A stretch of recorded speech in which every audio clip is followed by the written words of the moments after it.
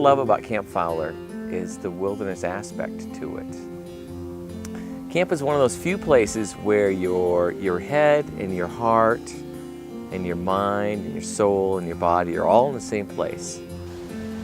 And I think the reason that people say, wow, I really felt close to God here, is because of that. We're all together.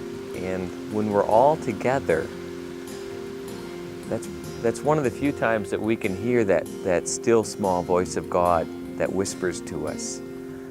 And so with camp, by keeping it focused on the rustic aspect of things, by letting kids just be, they begin to remember who they are, and they begin to hear what God wants them to be. When we drip water on these kids' heads when they're little, we say, we're going to take care of you. And we're going to raise you as the large group, as the church. And so when these kids come and their friends come, you get people, the volunteers who come and say, yeah, these are our kids, and we're going to take care of them.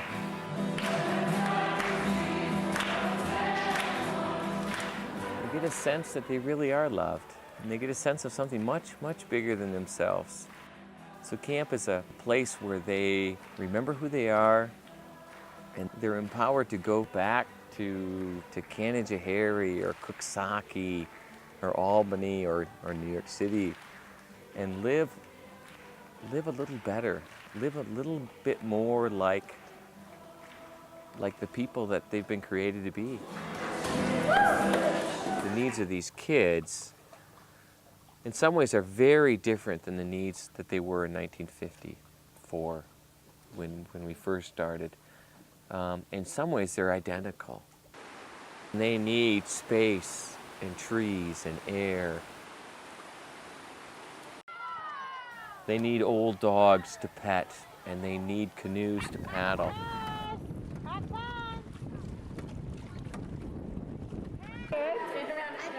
They need food that is good and whole and nourishing for body and soul.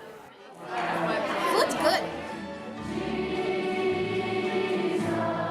They need music that gets into their brain, that they will hum down the hallway when they're walking in school in September.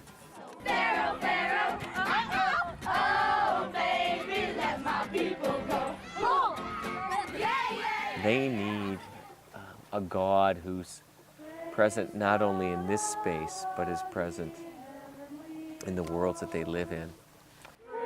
Father, Son, and Holy Ghost.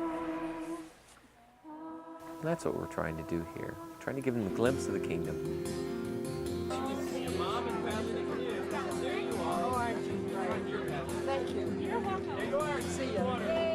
When we bought this in 1954, this old Anthony B. Farrell Great Camp, I don't think we had any idea really about how many people would be passing through this space in the year 2000, let alone 2004.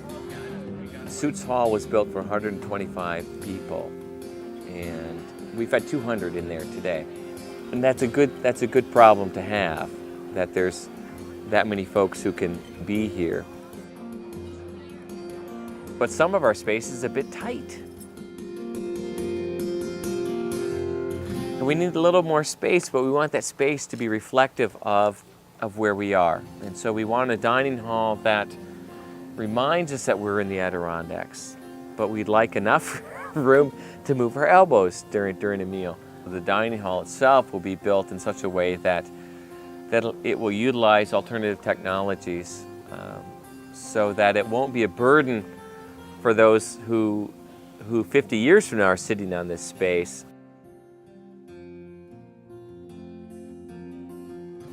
If we build a new dining hall, we want to transform the old dining hall. We don't want to... What a great building. It's the most loved building on camp, by the way. It's where everybody who comes here will go ooh-ah to the log cabins because they love them, but they will always go to Suits Hall because that's where their memories are. We want to take Suits Hall and transform that and make that still the hub of camp, and make that a nature and art center. And we want to take that and we want to wrap an Adirondack porch around it, because porches remind us of community.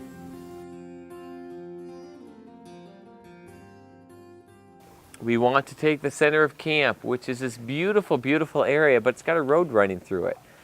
It's always been there, but we want kids to be in a quiet, slow-moving space where the noise won't drown out that symphony of the stars if they're walking through here at night, or the sound of these waves. So we want center of camp to be road-free, because cars represent speed, and we're not about speed. We're about being present in this space.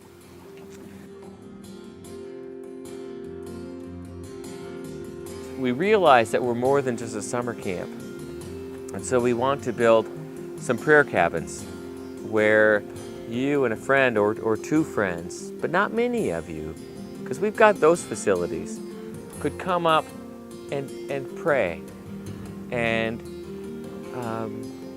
be present in this time and space, to connect with God in a way that is sometimes just very difficult back, whether it's in Manhattan or Scotia or Utica or Rochester.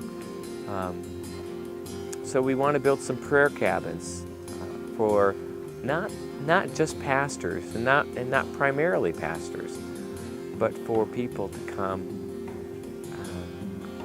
to read, to pray, to walk, to be present.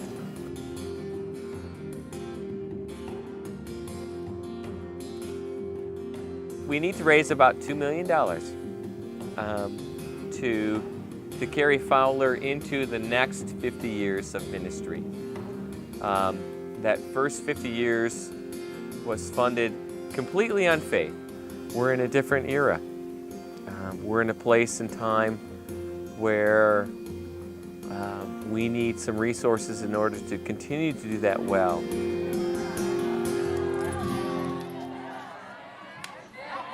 Some kids are making plans already. We just sent the last batch home and they're already making plans for next summer.